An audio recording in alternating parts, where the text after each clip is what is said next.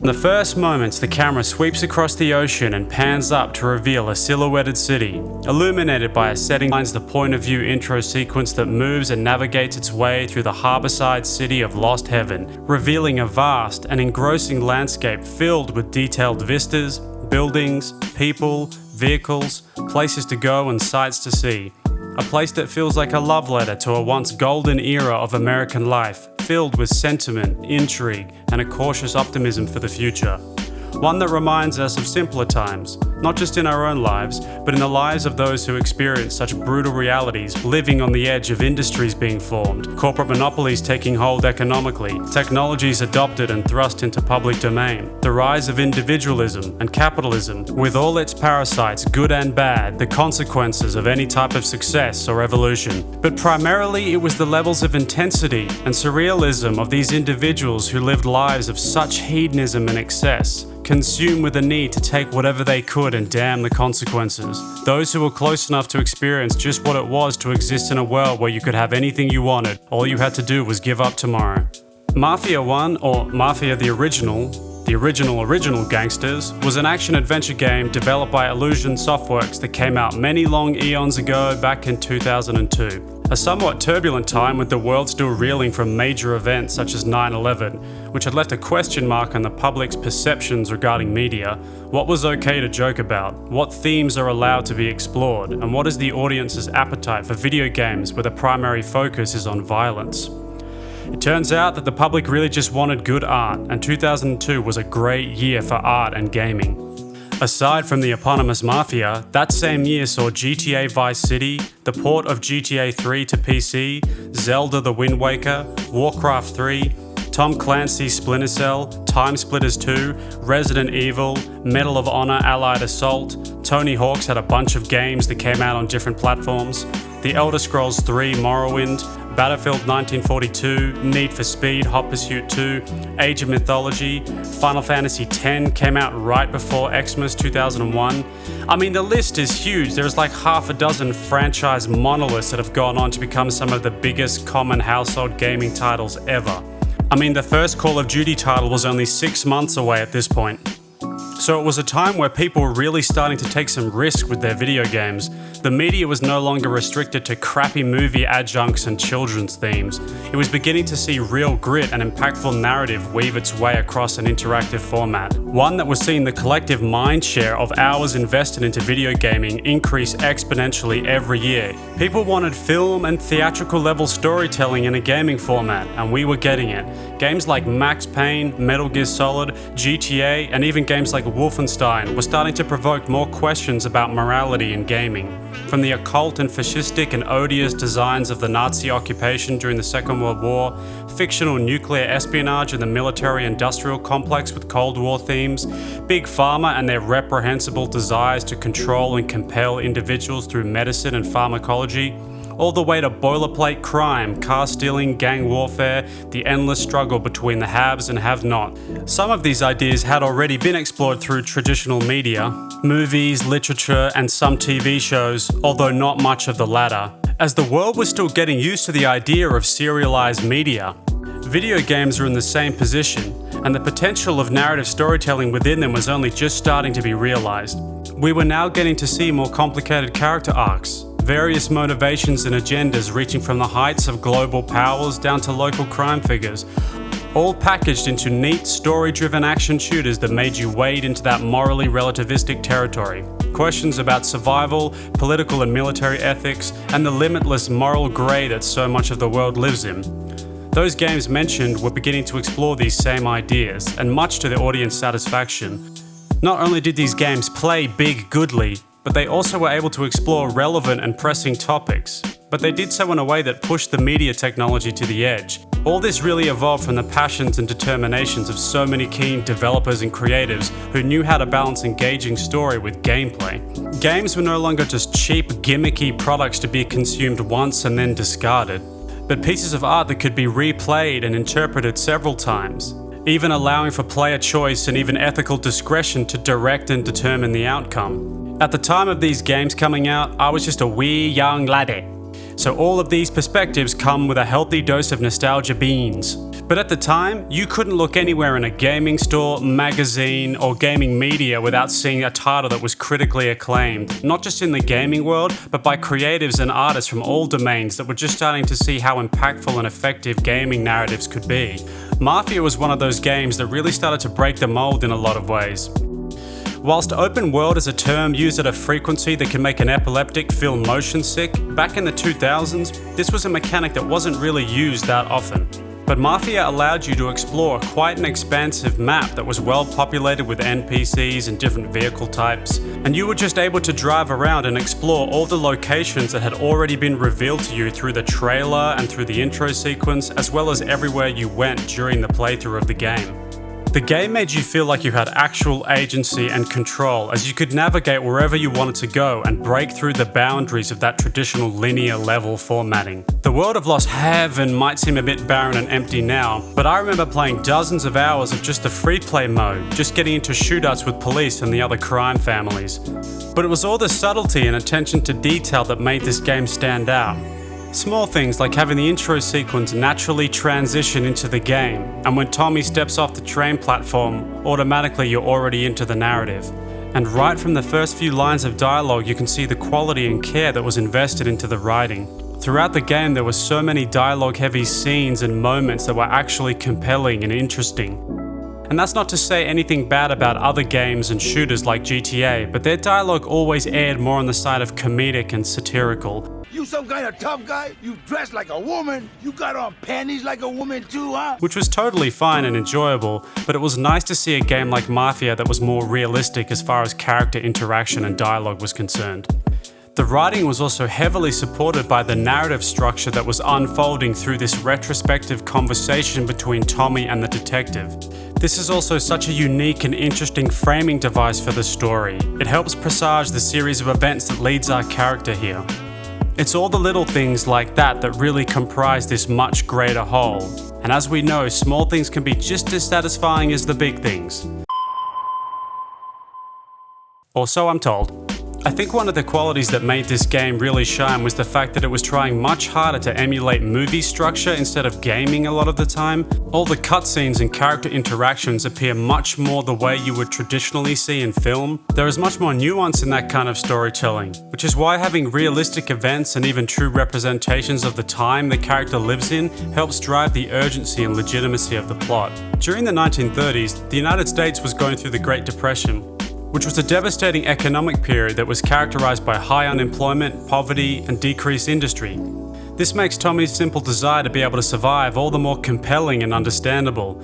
He's a man that through a random act of violence was given an opportunity to control his destiny as opposed to being the victim of it.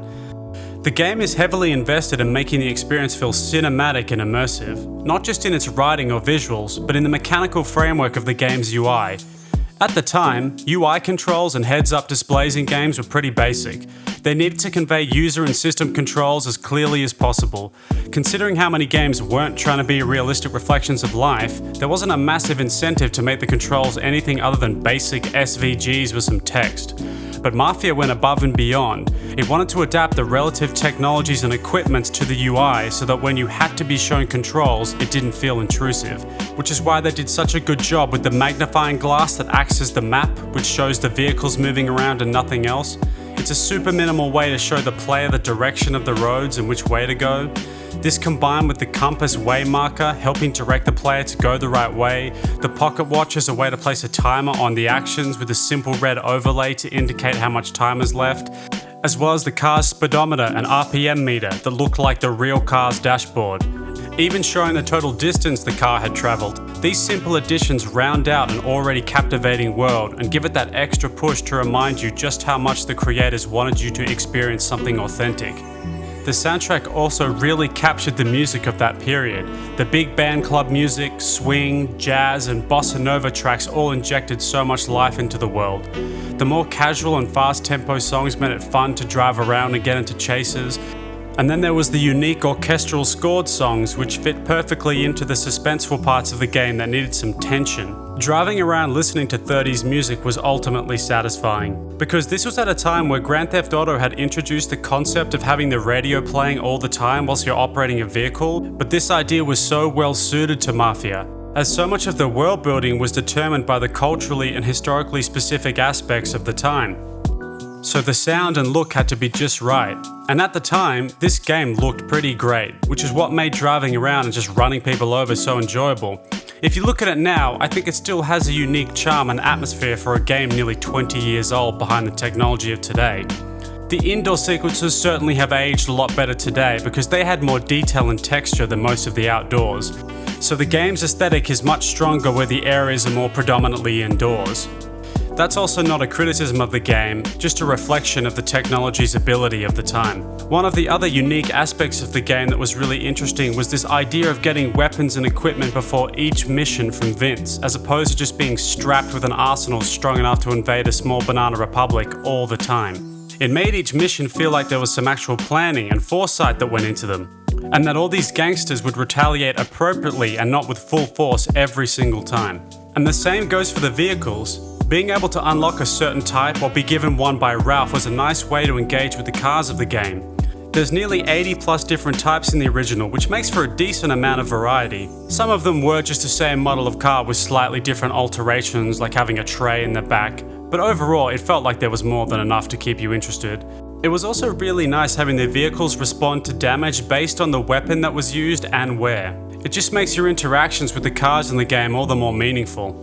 The actual driving mechanics, however, were pretty painful. Cars were quite slow, cumbersome, and they don't handle that well, which I do get it because it is the 30s. There was no power steering or anti-lock brakes or anti-lock cup holders or airbags. So when you did hit objects, you would likely just die, and the game did a good job at reflecting that. But the bad driving mechanics was made very prominent in those racing missions, which are infamous for being wildly difficult and irritating. That mission really did halt the progression of that game, as you were lucky to be able to complete it in your first 100 tries. It's one of those controllers in your ass moments that make you want to go outside and start yelling at pigeons. And speaking of painful moments, the gunplay in the game did leave something to be desired. It wasn't terrible, but it was quite stiff and made it hard to be accurate all the time. You always end up doing this weird kind of strafing run that allowed you to perfectly time the shots. But aside from that, the weapons did feel fun to use and they had a weight to them that was enjoyable and appropriate for the world. Nothing beats the Tommy gun when you just want to vent your inner psychopath on a bunch of innocent NPC bystanders. Aside from that arse racing mission, however, the levels throughout the game feel varied and unique. There's definitely a lot of favourites in there, especially the farmhouse or the car garage mission, where you just get to go ham and let loose on dozens of gangsters with the Tommy gun and the shotgun. By the time you get to these levels, you have a solid grasp on the mechanics and can move around and shoot pretty well. There was also a decent amount of variation in the free ride missions post-game. This was a collection of optional side quests you could do once you had completed the main storyline. These were a nice addition, as whilst the world is very engrossing, it's ultimately quite barren and empty. It's a huge map with seemingly nothing to do except have shootouts with police and gangsters. The other missions at least give you a reason to go back into New Haven and roam about. The main game only really takes around 5 to 6 hours to complete, maybe another couple for the free ride missions. And back then that really felt like a long time. I remember playing these games over a series of months. I'm not sure how I managed to do that without mind-altering drugs, but I think it is possible. It's probably the fact that when you're younger, games seem a lot harder than they actually were, and time seemed to move a lot faster. So the perception was that games took long to complete, but the real reason was you just needed to get good. The length of the game has actually been one of the main criticisms of the Definitive Edition, which did come out nearly 20 years after the original. So I'm going to talk about that game now, as I do think it's the version you should play. The Definitive Edition is a prime example of when a game actually deserves a remake, remaster, reinterpretation, reimaginactment, as it's been 20 years since the game was originally released, and even on the surface level you can see just how far the graphical technology has evolved. Graphics alone aren't always the best motivation to remake a game, despite whatever Naughty Dog and Bethesda would have you believe. Managing to reskin and repackage the same game across 700 different consoles with slightly different cover art each time just to justify the price. I mean, the whole nature of gaming remakes is a bit of a gauntlet, as there's not really much consensus on what should be remade and what should be left alone. Sometimes games won't really benefit from a remaster as the decisions made didn't have anything to do with timing or technical limitations. But then of course there are plenty of games that would benefit from the upgraded performance and flexibility of modern development engines that could take something that suffered from clunky controls, lackluster visuals, excessive loading times, and even minimal content. At its worst, remakes give you the same game ported from the older hardware and make it possible to play on current gen or PC. They're usually quick and dirty cash grabs that don't do one single redeeming thing to improve the source material or adopt them to modern hardware. I really think it comes down to the intentions. If it's 100% motivated as a cash grab, chances are the audience is going to recognize that and damn you for it. If the motivation is to adapt the original source material to more digestible and current generation hardware, then I think that's great, and the audience will always be receptive to that type of intention. On the other side of the remake coin, however, is the audience. There is always going to be a subset of fans of any media type that will repudiate and dismiss a remake or remaster of a game just due to the fact that nostalgia can have such a firm grip on your perspective. It makes it hard for them to accept any deviation from the original. So you will get those people that will say, "This is such an unfaithful remake. Now my favorite character, Biggest Dickus, doesn't wear his armor correctly and that's a violation of his character lore. This game is trash 1 out of 10. You're always going to get that type of reaction, it just comes with the territory. It's the nature of having fans of anything really. Sometimes you even get people who decry graphic upgrades because they claim it robs the original of some atmosphere or authenticity. And I find that unless the game is significantly stylized with a unique visual language, then the chances are the game would probably benefit with some shiny new upgrades, people, upgrade! Another part of the difficulty of remaking games is the latitude that developers have to ultimately alter the events that have occurred in the original for something different in the remake. Sometimes stories hold up after decades of exposure, sometimes they fall flat on their face and just don't cut it from what players expect from concise storytelling today. It raises the questions about what responsibilities to the original creators have regarding the art they've created. Perspectives change over time and ideas grow, franchise media becomes expansive and diversified. When is it appropriate to add new content versus only updating what exists previously? Resident Evil 4 is a great example of a remake that the original fans seem to love. This Unreal Engine rebuilt horror has seen huge graphical and lighting upgrades, as well as a few quality of life improvements like the removal of those awful QTE cutscenes, as well as a few additional side quests added. Some audiences are divided even when the end result is something great technically, but might violate some of the original spirit of the game. Demon's Souls is a good example of this as it was visually stunning. I mean, it had to be, as it's one of the 3 games you can actually buy on PS5. But some people have said that the visual and mechanical upgrades of that game have resulted in something that stripped the original of some of its atmosphere and character. And this is really difficult to say as we are all so corrupted by our high expectations on visual fidelity regarding graphics. So you can make strong arguments either way if a game is deserved of getting a remake, even if it is critically acclaimed, as you have to make sure that you preserve everything that made it good in the first place and fix all the detrimental aspects without sacrificing any of the qualities that actually made that game unique.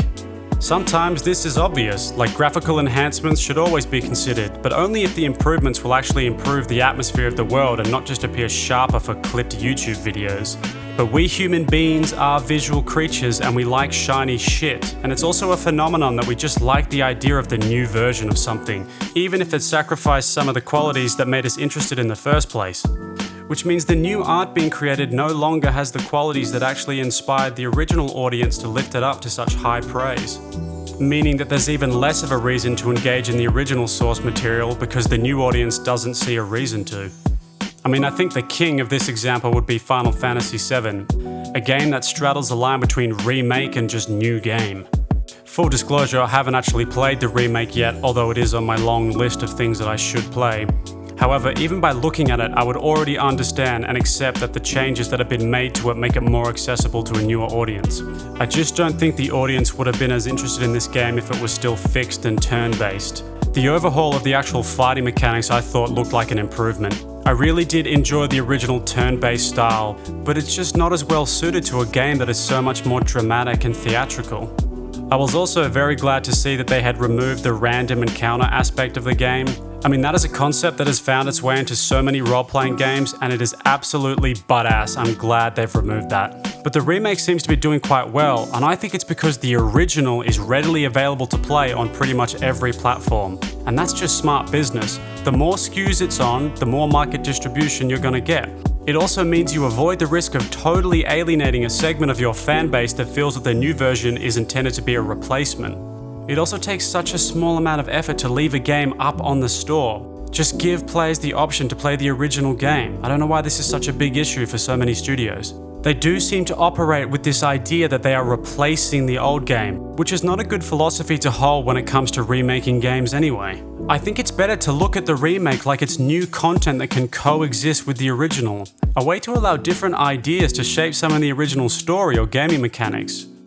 Or to allow another attempt with more resources and more technological capability to really drive that story into a contemporary experience. Developers and studios that remake games with the intention to replace the old is such an oddly absolutionist and revisionist attitude to have. It doesn't do anything but remove the way for the people to engage with a piece of art when it was originally created.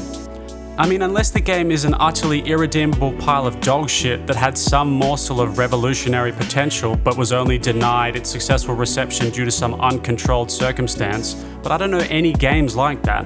Remakes usually relied on the subject matter in the actual game being widely liked by a large audience. So no matter what you do, the remake is never going to be the same as the original. It's never going to be just a facelift. The original directors, writers, producers, and developers might not be working on the remake, and even if they are, people's perspectives and attitudes have changed. New ideas have taken priority. New experiences direct these individuals to see the art they create in a different way. So it's best to look at remakes as an opportunity not to replace the original and not to change how you felt about that art and what it means to you at the time, but as an opportunity to see those ideas explored within a different context. For better or for worse, so long as you can come back to the original, the new doesn't have to corrupt the nostalgia of the old. Unless, of course, it's something made by Disney, then it corrupts it all the way down to the fucking groundwater, making it hard to even look in the general direction of the original property. So with that being said, I think Mafia's Definitive Edition was a great remake and really surpasses the original in many ways. The original was great for the time and laid the foundation for the Mafia franchise to take shape and evolve, but it's harder to play through again today. Not because of the story, which is still great, or the atmosphere of the world, but the mechanical issues with the loading screens and the janky gunplay and the shitty driving. The new graphics were just simply stunning. It just pulls you into the world. The game looks fantastic. I thought the devs did a really good job properly and fully fleshing out the open world and adding in all those little details and textures to all the objects and structures throughout New Haven. I love the one-to-one recreation of the intro sequence. I thought it looked amazing and provoked the same response after all those years when I first watched it, before all the bad times. This is a game that really needs to look as cinematic as possible, as it's pretty much entirely story and character driven. The historical nature of the game needs to be as convincing as possible, as the world building of this game is heavily reliant on the cultural and social ideas of that time period being represented accurately. So being able to see this world rebuilt using Unreal Engine and all the new ray tracing and ambient lighting qualities and enhancements that have been made to make every corner of the game look enticing makes you realize just how much more impactful this world feels now. I think this is especially true regarding the character models, which got a much needed upgrade, as now there is a deeper connection between their personalities and their appearance, as well as how they interact with other characters within the game. All these subtleties and nuanced physical gestures can now be seen every time characters are interacting. They are all so much more expressive and responsive, and each character has these unique idiosyncratic behaviors that you can identify when they're talking, which all just leads to much more effective storytelling. There's been a huge amount of effort into making those cutscenes really feel like narrative-level film dialogue. It was really nice to see. Subtle facial animations and realistic cadence of conversation, body language and gesticulations all fit right into this remake. From the subtle background noise to the dynamic scoring, there's now always an audio element that helps drive the historical period that feels genuine.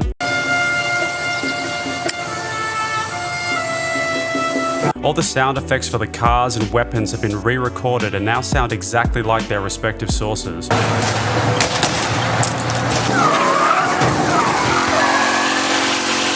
Every character with dialogue now has a significantly higher fidelity and sophistication in their line delivery.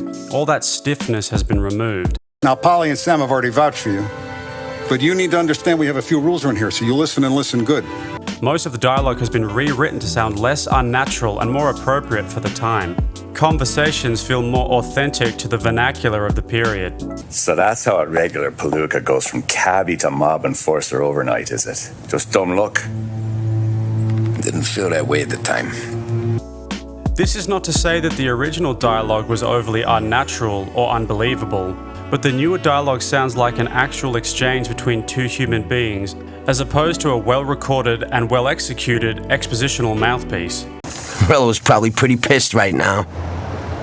Really? The driving radio music has also seen an update. Some people say they prefer the original score, and there certainly are a bunch of tracks they would have liked to have seen crossed over, but I understand that they wanted songs that thematically fit to the new vision that they were going for, which is apparent in the cutscenes which have that new contemporary scoring that underlines all the action.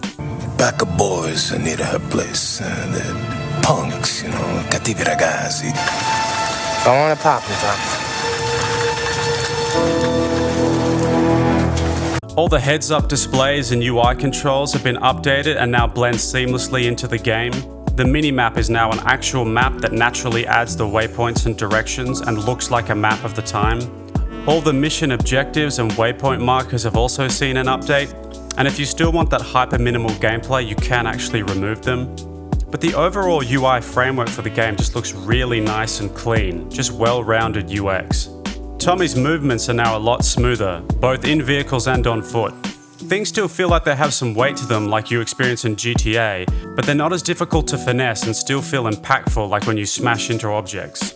The game feels a lot more like Mafia 3 than 2, to which some people have levied a criticism saying that Tommy shouldn't have the military-esque movements the way Link and Clay had. And I don't really know what the best outcome for this would have been. People don't really want your character to be terrible at gunplay, even if it's more in line with the actual character backstory. Regardless of how you feel about that, the updated motion controls are significantly improved from the original game. The streets of New Haven are now filled with details that just couldn't be added into the original. All the signage, power lines, plant life and foliage, and all the other objects scattered throughout the world to make it feel more visceral. This is readily apparent in all the indoor locations that are now filled with real-world objects and layouts that fill in all those gaps left open by the first game's lack of engine power. And once you start getting into the gunplay, all these elements start to coalesce. The sound design that makes the bullets echo and ricochet off objects, the subtle muzzle flash when firing that comes with the kickback. Shooting mechanics feel so much smoother and easy to engage with. They make the enemy AI move around, making every shootout a little bit more unique and dynamic. The enemy will also throw molotovs at you to force you out of cover. The AI could be improved, however, as even on the harder modes, dealing with the enemies is quite easy, and there can still be some bizarre pathing and behavior. It's nothing immersion breaking, and there's even some community mods on PC that make the gunplay more challenging. One of the new additions is to see what vehicle you own in the garage, and being able to see all the vehicle specs and parts you can customize in a nice showroom library that displays all the different cars you've unlocked. The cars all look really great in-game. There's been a lot more detail has been paid to the models and texturing of each vehicle. The visual aesthetics of the cars are greatly improved by the dynamic day-night weather cycles. This is made apparent as you drive through the game and see all the natural light sources reflect off the surface of the vehicles, as well as just all the other reflective points within the game. It's all really enhanced now thanks to that new engine power. The vehicles also handle a lot better now. Driving is a lot less rigid and cumbersome and is much more fluid. And this is very clear when you get to that racing mission. The racing mission is several degrees less torturous than it was initially. It can actually be completed the first time instead of a random fluke on your 50th run. It's actually quite a fun race now. The rest of the changes are related to the mission structure, character backgrounds, dialogue, and some parts of the plot. But principally, you just get to spend a lot more time in the world, and especially a lot more time getting to know the characters. It makes their motivations and behaviors more organic and easier to understand. So the first character to talk about would be Tommy. His character model is quite a departure from how Tommy was initially depicted. He looks less innocent than in the original and has more of an earned stoicism to his appearance now. It certainly fits how his character acts within this world a lot better. But that's also because you just got to spend a lot more time getting to know Tommy. There were more opportunities to observe Tommy's behavior regarding the plot events, as well as how he interacts with other characters within the game. Tommy does feel a little less sophisticated when compared with the original, By the end of the first game, Tommy had proven he was quite a calculating and cunning individual, contrasted with the definitive edition Tommy, who feels a lot more like an Italian wise guy. Maybe not as garish and as obstinate as someone like Paulie, but not the understated Tommy that we got from the original. So it is a fair criticism when people say he is not portrayed as he was in the original, which is completely understandable and I think just comes down to preference in the end. I like the fact that the Tommy in this version appears to have a bit more of a facility for this life compared with the original. This is someone who perhaps already had a proximity to this world, making his behaviors a little bit more justifiable, and why he is able to commit so many acts in a way that suggests he has an understanding of how to operate within this world. I don't think there is a wrong or right answer here, it's just whatever you prefer. I really like both Tommys, and there are certain scenes in the original that I definitely prefer to the definitive. But overall, I like how Tommy has been portrayed in the remake.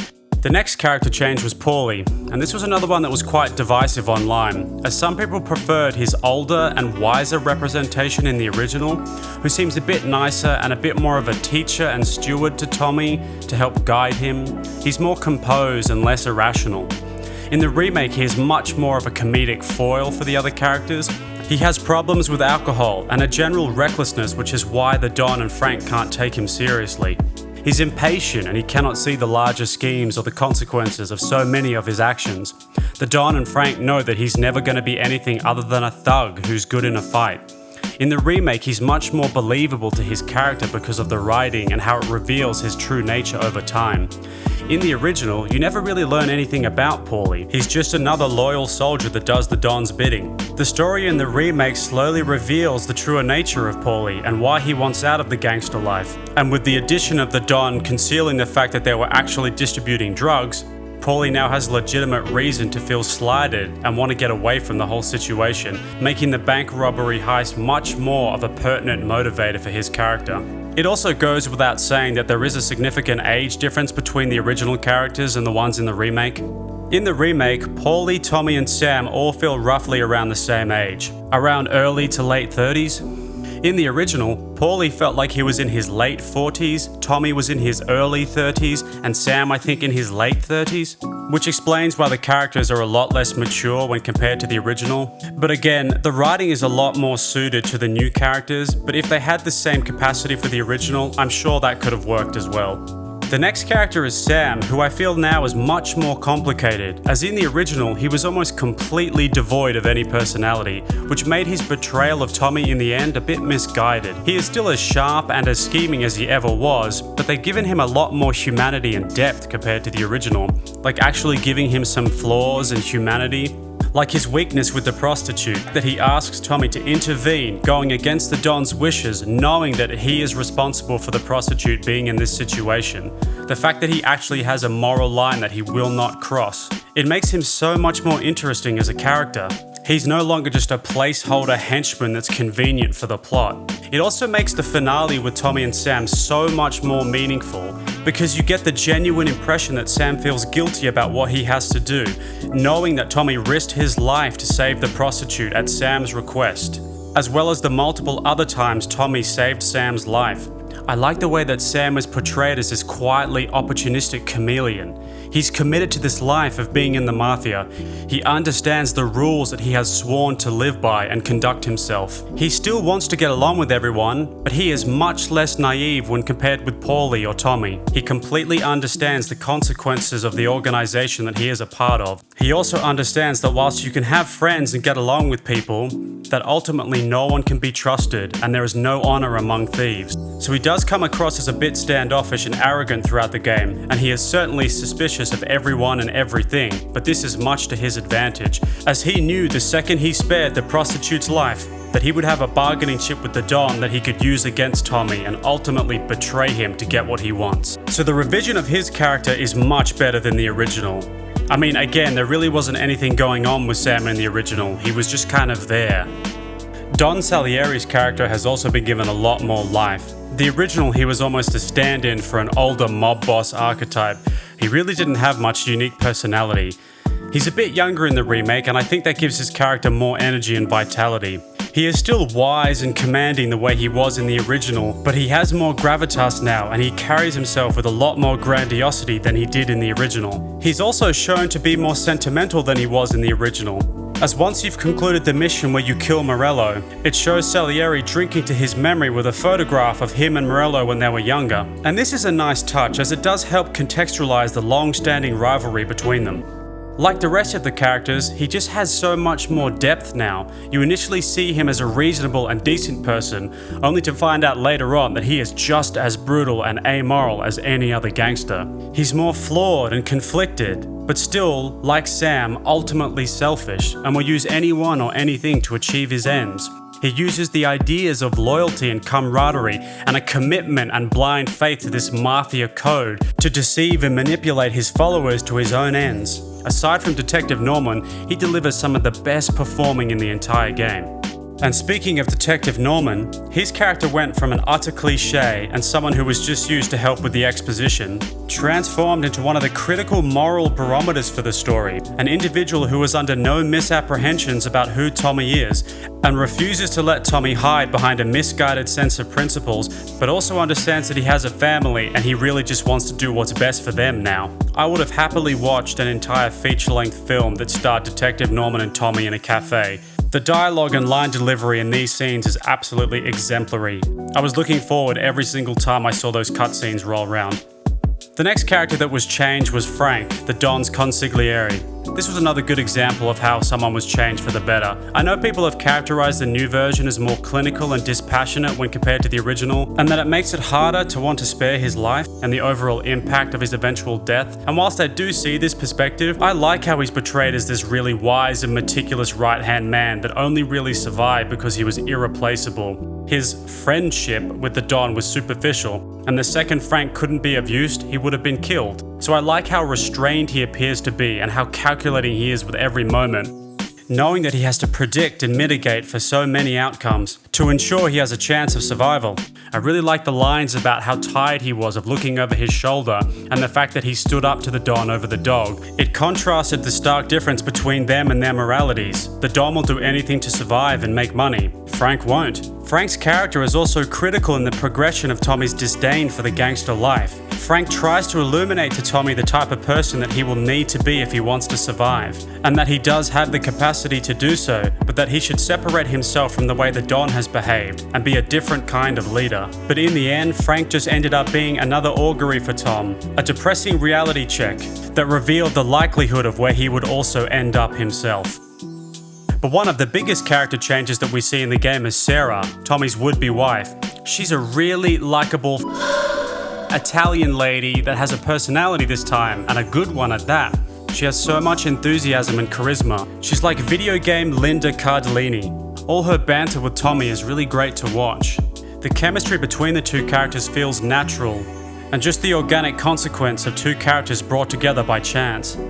A lot of people don't care for romance in games, and it can often feel forced, but it is important in Mafia, as it does act as a motivation for Tommy and why he wants to get out of the gang and stay alive. He wants what a lot of people want, a family, and to possibly not die. Although depending on who you've chosen for your family, death can feel preferred. So his self-preservation instincts by the end of the game have now expanded beyond just himself. He now cares about the safety of his wife and daughter. So it was nice to see the entire evolution of their relationship from start to finish. I also think one of the other interesting changes they made was during the Sarah mission. Once you got to the end, in the original you end up in bed. However, in the remake you end up on the couch cuddling. And this is a lot more impactful than having Tommy just sleep with her at the end of the mission. It suggests that there is a legitimate deeper connection present, something more than just physical attractiveness. Because aside from that mission in the first game, you never hear of Sarah again. But just like Detective Norman, the revision to Sarah gives more context to Tommy's character. It makes you have a deeper investment into the outcomes of the characters, because they are now more than superficial instruments to drive the plot forward. So call me an old romantic bitch, but it paints a much more endearing portrait of Tommy and his personality. A guy who saves a woman from being assaulted, and instead of just taking her upstairs for some more horizontal, consensual assault, he lets her dress his wounds and then just sits with her. And this is another one of those moments in storytelling where sometimes it's what you don't show that's more impactful. Sex is an obvious way to show physical intimacy. Having two characters quietly sit together and cuddle on a couch after they've just been through a traumatic event is a lot more intimate. So just like Detective Norman, she is so enjoyable to watch in all of her scenes with Tommy. There is such a vibrance to her character. She's got that classic sharp Italian banter, the one that's used as a term of endearment. She has some great scenes with Tommy towards the end, especially the one where she's talking about the senator that he kills, the one that had campaigned for women's rights to vote, resulting in the 19th Amendment. The line she speaks about how people are never just one thing. It's one of the most affecting lines in the whole game. As well as the one about Tommy always moving even when he's standing still. Like he has this perpetual anxiety that he can never be free from due to the life that he has chosen, and her recognition of that fact and the solemn realization that this is their life until he dies. The rest of the secondary characters throughout the game got the same treatment. They were all improved with more lines of dialogue, more sophisticated writing, and just more coverage so you could learn more about them. Which brings us to the mission changes.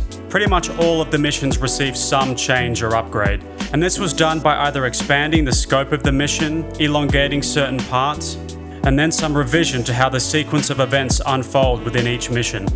Most of the changes seemed to be made to enhance the plot, or to further the storytelling in a way that was more concise. One example of this was the mission Better Get Used to It. The ending was slightly changed with the cutscene with Tommy and Paulie. This was another choice to show how trepidatious Tom actually was about killing unarmed young men after the car crash, and how morally conflicted he really was. It also contrasts against Paulie, who is consumed with anger and bitterness and has no regrets or doubts about killing at all. And these types of changes do well for Tom's conflicted moral status. He wants to live this high life, but he really doesn't want to be the cutthroat gangster that he knows he has to be able to survive.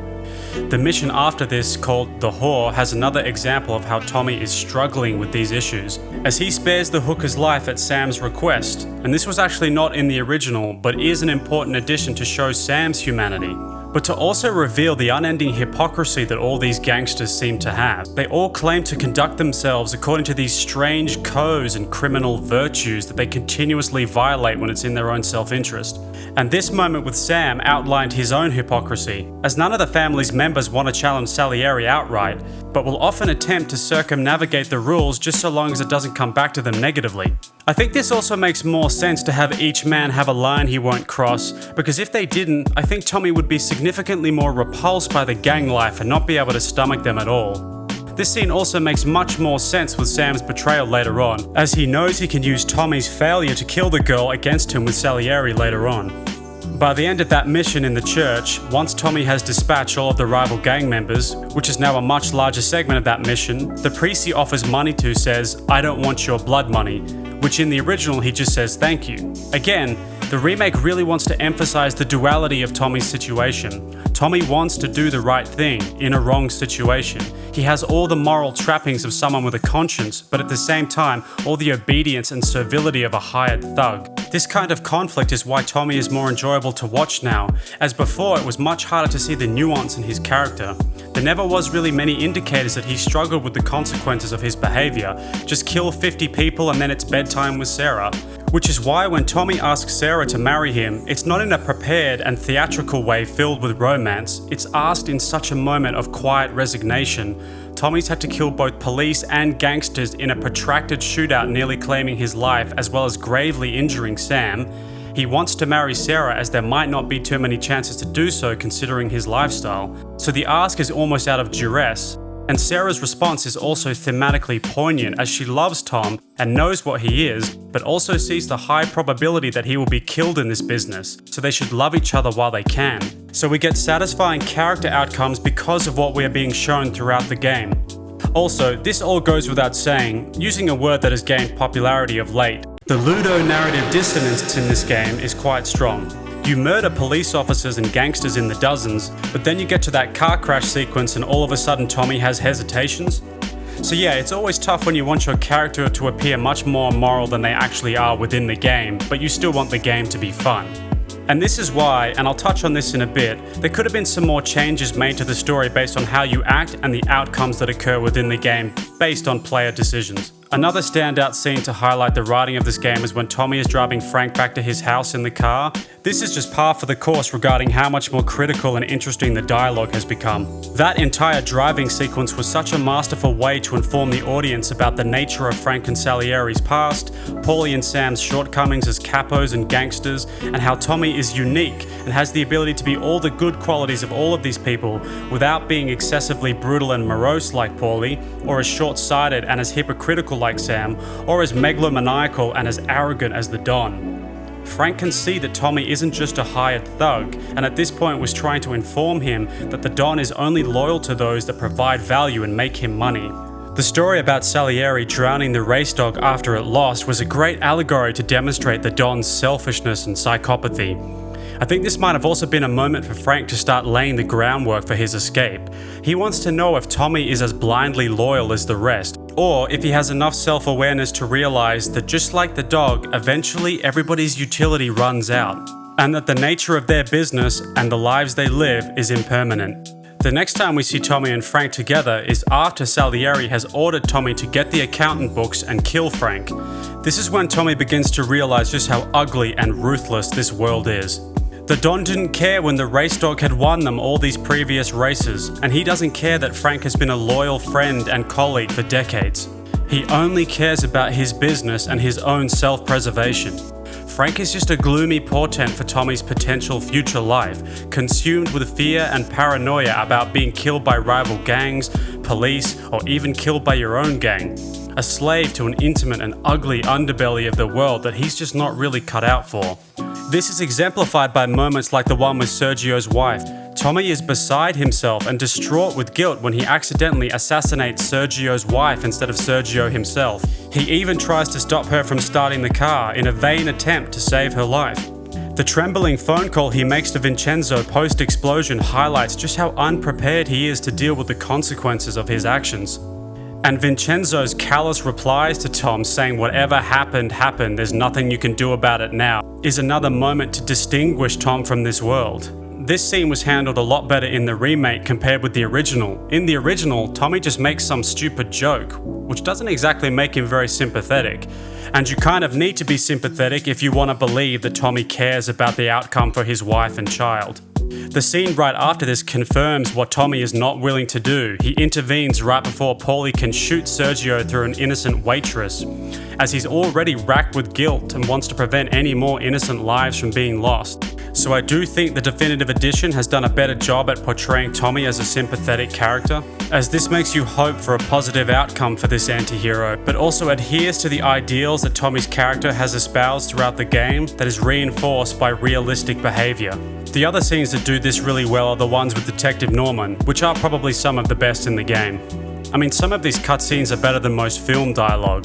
The scenes in the original were already such a great narrative device, but they are damn near biblical in this game. The detective's performance was gripping. The subtle interrogation tactics added a layer of suspense, and how he begins to slowly chip away at Tommy's hypocrisy while still trying to unearth the truth. This was just brilliant. I like how he has no illusions about what Tommy has done and won't let him hide behind the thin veneer of the Mafia's ostensible claims to do public good.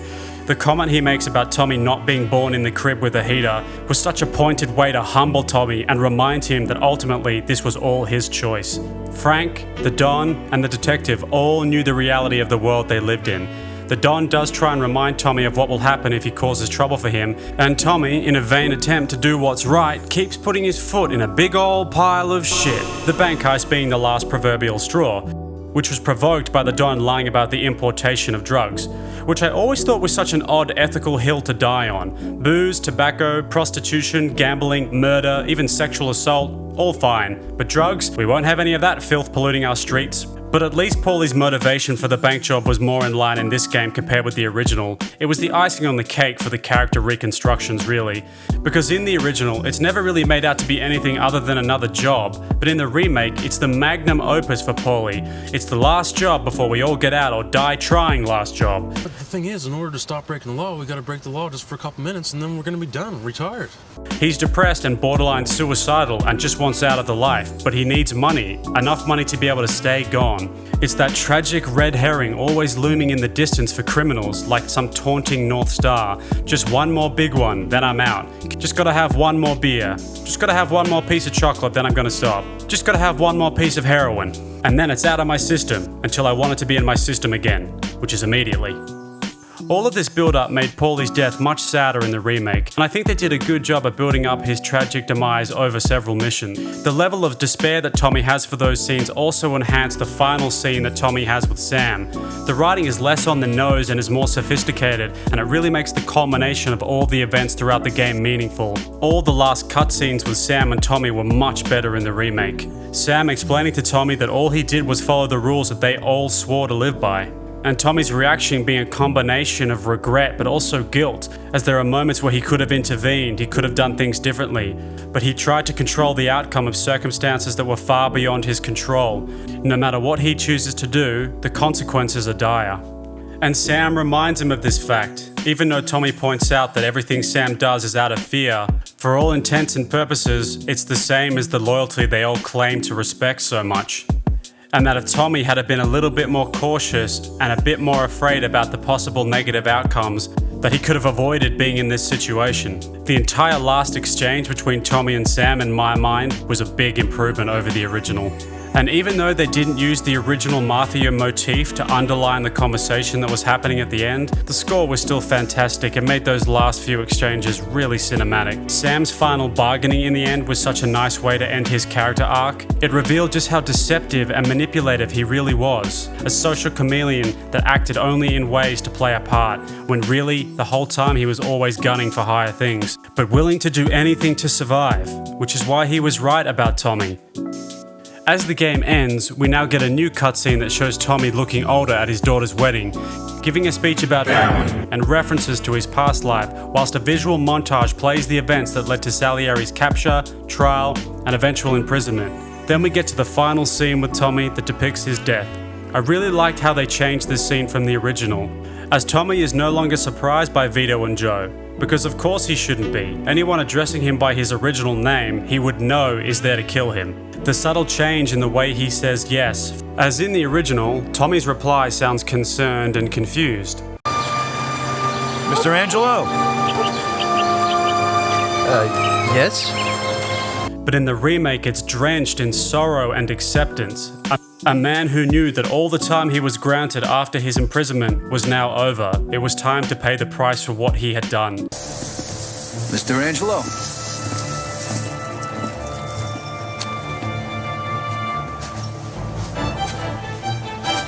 Yes. Mr. Salieri sends his regards. He had already accepted this a long time ago. Now was just the final moment. Him dying beside his family was also a change that I liked. Some people have said that dying alone is a more deserving and justifying death for all that he had done, but I think it actually recalls his entire struggle and epitomized it in one final moment. His constant battle between wanting a peaceful life with his family, but being dragged back into the reality by his past sins, never being able to truly escape them. However, the one thing that I didn't think was a great improvement was the removal of Tommy's final epilogue for the wedding speech, and it really was an incredible way to end the original and definitely lacks some of the impact here as opposed to the speech about family. So with all that said, the remake is above and beyond the better version of this game. I mean, I really enjoyed the original when I first played it, and have continued to play it in the years after it came out, but it's one of those games that suffers so much more because it's story-driven in a fixed linear way. It's not like GTA where you had this open world with things that you could do and pick and choose when to do certain missions, so you can really see how many aspects needed rebuilding. The original was still groundbreaking and brilliant for its time, and was a more serious take on a subject matter that was being homogenized by comedy and satire. But looking back at some of the interactions made you realize just how grating and stiff those exchanges really were. It's also a game that wasn't praised for its gameplay mechanics, for there were plenty of other shooters at the time and open world games that had managed much smoother controls. The game was popular because for the first time it looked like a cut above most open world games that were utilizing 3D. The world felt real, impactful, with so many NPCs and vehicles, along with the police and gang members that you could interact with. The world was broadened and enriched by the compelling story and characters, and by an anti-hero that you could root for. A man who was just trying to make a decent living and by chance was dragged into this criminal underbelly and was damned by association from then on. The remake tells the original story in much more detail and ethos. Everyone is given more time, backstory, and moments to demonstrate their motivations. Interactions feel authentic and driven by their respective arcs and histories. You are endeared to them as they are presented as complicated, challenging, and ultimately flawed. I know there are some people that consider the dialogue changes to not be much of an improvement, as well as some dissatisfaction with the original gameplay being transformed into cutscenes, but the original game made it harder to connect with all the characters. There simply wasn't enough backstory or time to actually be invested in them. But perhaps it's that lack of definition is why so many people prefer it, as it's left more to your interpretation of events, how you should feel about each character. I guess for me, I just preferred the more directed and theatrical approach of the remake. It presents a moment of history, and specifically US history, where criminal organizations were making their way into the public consciousness and beginning to exert their influence throughout politics and the culture. The notion of mafias was beginning to become widely known. People were starting to learn that these enterprises didn't operate like regular gangs. They were powerful politically, socially, and culturally, with their ostensible claims to protect the helpless and downtrodden. They're like the Italian Robin Hoods. That time period also represents the end of the Great Depression and the beginning of an era of American life that would see the US reach its peak in so many ways. Industries were on the rise, and with the Second World War about to begin, the nature of the world would be altered in a way that couldn't be predicted. There is just something so alluring about this period of history. Perhaps it's the cars or clothing, or maybe the simplicity of how most people conducted themselves.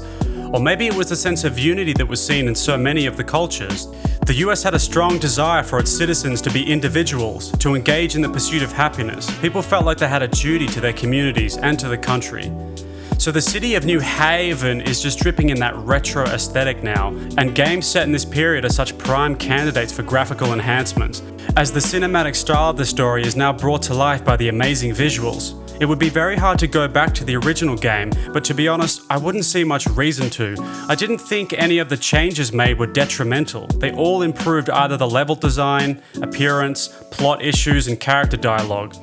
Like, all the levels got enhanced by adding more enemies and increasing the intensity of certain scenes.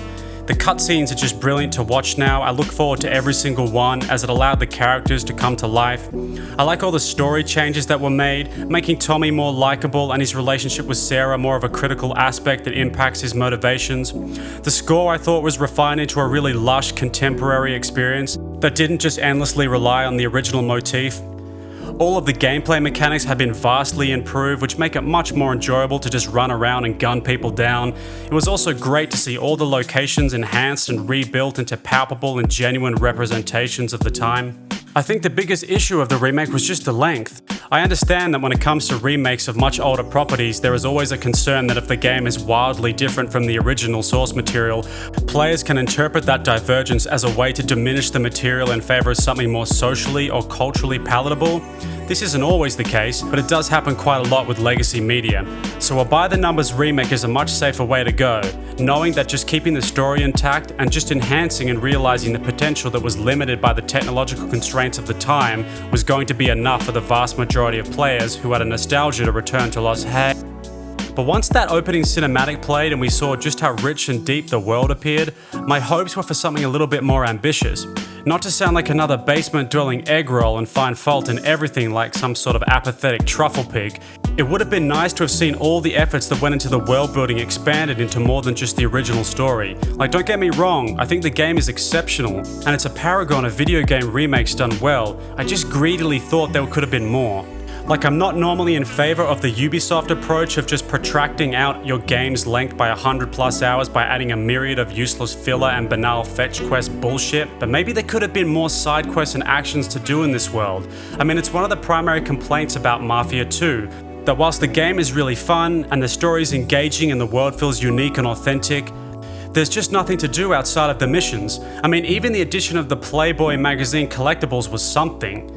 It gives you slightly more reason to explore, and I think that's really the point. The player needs more reasons to explore the city, because aimlessly driving around and even getting into shootouts can only satisfy for an hour or so.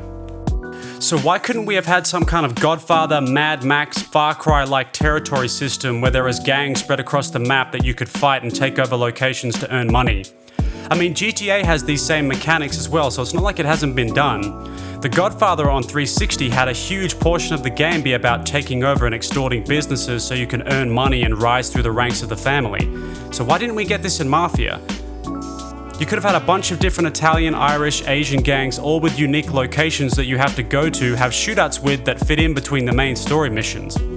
Tommy should have been able to take over a certain amount of rival gang territories and make certain amounts of money to be able to progress through the game. You should be able to recruit your own gang members to go out on these raids with you. Maybe even have some small RPG-like mechanics where the gang members at Salieri's bar all have attributes that make them more strategic in certain situations. Make it so that the more you attack one gang, the other gangs take less notice of you. There were so many opportunities to have extra content in this game, but none of it was realized. I mean, the racetrack was fully built out, but only ever used once. Why couldn't there be more races you could go do or maybe bet on? There should have been more places that you could go inside of and buy, like in GTA. It's these small things, but earning enough money to buy property is still a way to add more to do in the game. It might have been a stretch, but maybe just have a bunch of assassination contracts that you can do with varying degrees of difficulty. And another thing that I think is important, I really wish they allowed you to talk to the primary characters outside of the mainline missions. It's just a nice way to feel more connected to the world. I also think it didn't help that they removed the Lucas Bertoni optional missions to learn how to steal cars, as well as they scaled down some of the free ride missions. Anyways, most of that is just wishful thinking and likely way out of scope for what the developers had to work with. They still managed to deliver a masterful, cinematic, and impactful retelling of such a compelling story. To be able to replay this game after nearly 2 decades with all of the improvements in the writing, rendering capabilities, and mechanical fidelity was just such a joy. This is really how you should approach a remake, keeping the qualities that made the game so great and bringing them up to a contemporary level visually, as well as playability, has reminded everyone not only can remakes actually be a worthwhile investment, but they don't have to be completely creatively bankrupt, pyramid scheme cash grabs for studios who are too lazy and unimaginative to come up with anything new. It won't satisfy everybody, but for those who haven't played the OG Mafia, I would suggest you try this one first. The story is much more compelling in the newer format.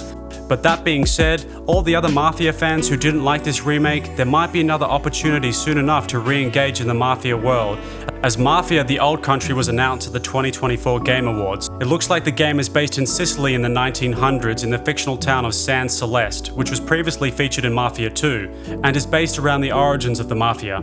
Aside from that, Mafia 1 and 2 are still worlds that deserve your time. They have been crafted with a dedicated level of care and an enthusiasm to tell evocative stories driven by unique and challenging characters. We really need more games set in this time period and not set in a galaxy far, far away or in the Napoleonic period.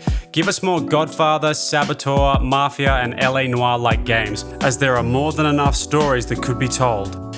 Anyways, that's it. Take the cannolis. Gabbagool!